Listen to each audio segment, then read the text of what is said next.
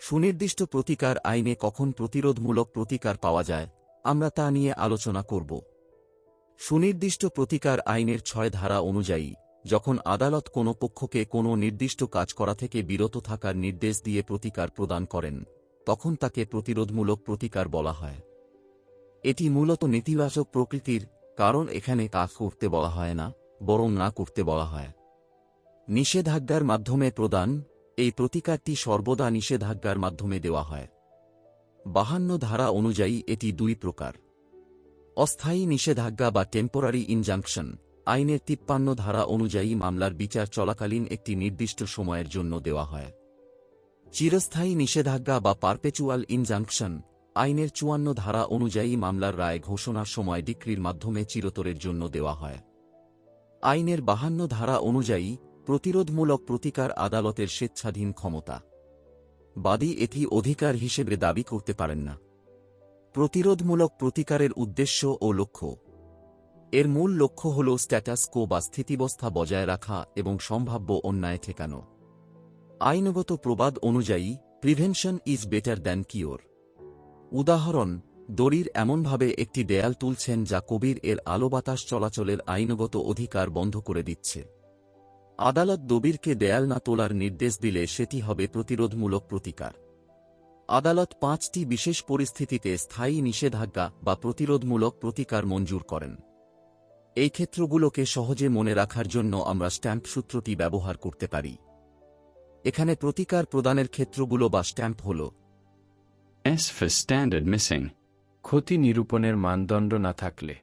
T for trustee's breach of trust. জিম্মাদারের বিশ্বাসভঙ্গ। A for asset of unique value. অনন্য বা অদ্বিতীয় সম্পদের ক্ষেত্রে। M for multiplicity. মামলার বহুত্ব রোধ করতে। P for pecuniary relief impossible. আর্থিক প্রতিকার অসম্ভব। স্ট্যান্ডার্ড মিসিং, ক্ষতি নিরূপণের মানদণ্ড না থাকলে। যখন বিবাদী কর্তৃক বাদীর অধিকার লঙ্ঘনের ফলে যে ক্ষতি হবে তা পরিমাপ করার জন্য কোনো নির্দিষ্ট আর্থিক বা বস্তুগত মানদণ্ড থাকে না, তখন আদালত নিষেধাজ্ঞা প্রদান করেন। উদাহরণ, মনে করুন আপনার কাছে আপনার দাদার হাতে লেখা একটি অতি দুষ্প্রাপ্য ডায়েরি বা পাণ্ডুলিপি আছে। কোনো ব্যক্তি যদি সেটি নষ্ট করতে চায় বা পুড়িয়ে ফেলতে চায়, তবে আদালত তাকে নিষেধাজ্ঞা দেবেন। কারণ ওই ডায়েরিটি নষ্ট হলে আপনার যে মানসিক ও আবেগীয় ক্ষতি হবে তা কত টাকা দিলে পূরণ হবে তার কোনো নির্দিষ্ট মাপকাঠি বা মানদণ্ড আইনের কাছে নেই। ট্রাস্টিস ব্রিচ অব ট্রাস্ট, জিম্মাদারের বিশ্বাসভঙ্গ। বিবাদী যখন বাদীর সম্পত্তির একজন ট্রাস্টি বা জিম্মাদার হিসেবে কাজ করেন এবং তিনি সেই বিশ্বাসের সুযোগ নিয়ে সম্পত্তির ক্ষতি করার বা বাদীর অধিকার লঙ্ঘন করার চেষ্টা করেন, তখন আদালত নিষেধাজ্ঞা প্রদান করেন। উদাহরণ, একটি ধর্মীয় প্রতিষ্ঠানের জমি দেখাশোনার জন্য রহিমকে ট্রাস্টি নিয়োগ করা হয়েছে। রহিম যদি সেই জমির গাছ কেটে বিক্রি করার চেষ্টা করেন বা ট্রাস্টের দলিলে যা বলা আছে তার বাইরে গিয়ে জমিটি অন্য কাউকে লিজ দিতে চান, তবে প্রতিষ্ঠানের অন্য সদস্যরা রহিমের বিরুদ্ধে চিরস্থায়ী নিষেধাজ্ঞার মামলা করতে পারেন। যেহেতু তিনি জিম্মাদার, তাই তার ওপর অর্পিত দায়িত্ব পালনে বাধ্য করতে আদালত এই প্রতিকার দেবেন। অ্যাসেট অব ইউনিক ভ্যালু, অনন্য বা অদ্বিতীয় সম্পদের ক্ষেত্রে। যে সম্পদের মূল্য কেবল আর্থিক নয়, বরং সাংস্কৃতিক, ঐতিহাসিক, পারিবারিক, আবেগগত বা একক অস্তিত্বের কারণে বিশেষ, সেই সম্পদ নষ্ট হলে টাকা দিয়ে তার ক্ষতি পূরণ করা যায় না। আদালত তাই প্রতিরোধমূলক আদেশ বা ইনজাংশন দেন, কারণ ক্ষতি একবার হয়ে গেলে তা আর ফেরানো সম্ভব নয়। উদাহরণ, রাজীব চৌধুরী একটি প্রাচীন রাজবাড়িতে বসবাস করেন যা তার বংশের একমাত্র স্মৃতি।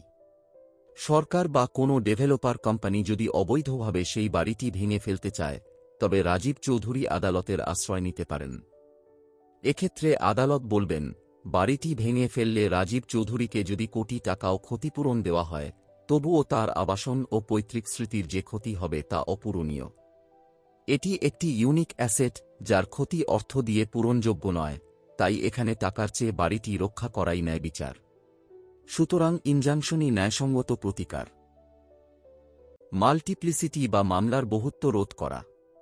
যখন কোনো একটি বিষয় নিয়ে বিবাদী বারবার বাদীর অধিকারে হস্তক্ষেপ করে এবং এর ফলে বারবার মামলা হওয়ার সম্ভাবনা তৈরি হয়, তখন আদালত একবারেই নিষেধাজ্ঞা জারি করে বিষয়টির চূড়ান্ত নিষ্পত্তি করেন। উদাহরণ, আপনার প্রতিবেশী যদি প্রতিদিন উদ্দেশ্যমূলকভাবে আপনার সীমানার ভেতর দিয়ে যাতায়াত করে বা আপনার দেওয়ালে ময়লা ফেলে এবং আপনি বাধা দিলে সে বারবার একই কাজ করতে থাকে, তবে আপনাকে বারবার আদালতের শরণাপন্ন হতে হবে। এই বারবার মামলা করার ভোগান্তি থেকে মুক্তি দিতে আদালত প্রতিবেশীর ওপর চিরস্থায়ী নিষেধাজ্ঞা জারি করতে পারেন, যাতে ভবিষ্যতে তিনি আর কখনো এই কাজ করতে না পারেন। পিকুইনিয়ারি রিলিফ ইম্পসিবল, আর্থিক প্রতিকার পাওয়া অসম্ভব হলে। যখন এমন কোনো আশঙ্কা থাকে যে বিবাদী দ্বারা ক্ষতি সাধিত হওয়ার পর বাদী কোনোভাবেই তার থেকে আর্থিক বা অন্য কোনো যথাযথ প্রতিকার পাবেন না, তখন আদালত নিষেধাজ্ঞা প্রদান করেন। মূলত বিবাদীর আর্থিক সামর্থ্য না থাকলে এটি ঘটে। উদাহরণ, আপনার বাগানের দামি গাছগুলো কাটার জন্য করিম হুমকি দিচ্ছে।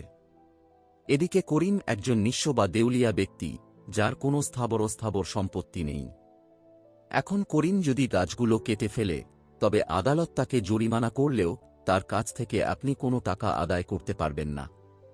এই পরিস্থিতিতে আর্থিক প্রতিকার পাওয়া যেহেতু অসম্ভব, তাই আদালত ক্ষতি হওয়ার আগেই করিমকে গাছ কাটতে নিষেধাজ্ঞা দেবেন। পরিশেষে বলা যায় যে প্রতিরোধমূলক প্রতিকার হল আদালতের এমন একটি সুরক্ষামূলক ব্যবস্থা যা কোনো সম্ভাব্য অন্যায় ঘটার আগেই তা প্রতিহত করে। যেখানে আর্থিক ক্ষতিপূরণ অকার্যকর, সেখানে স্থিতিবস্থা বা স্ট্যাটাস কো বজায় রাখতে এই প্রতিকার অপরিহার্য। মূলত স্ট্যাম্পে উল্লিখিত নীতিমালার আলোকে আদালত যখন তার বিবেচনামূলক ক্ষমতা প্রয়োগ করে নিষেধাজ্ঞা প্রদান করেন, তখনই ন্যায়বিচারের প্রকৃত উদ্দেশ্য সফল হয়। আমাদের সাথে থাকার জন্য আপনাকে ধন্যবাদ।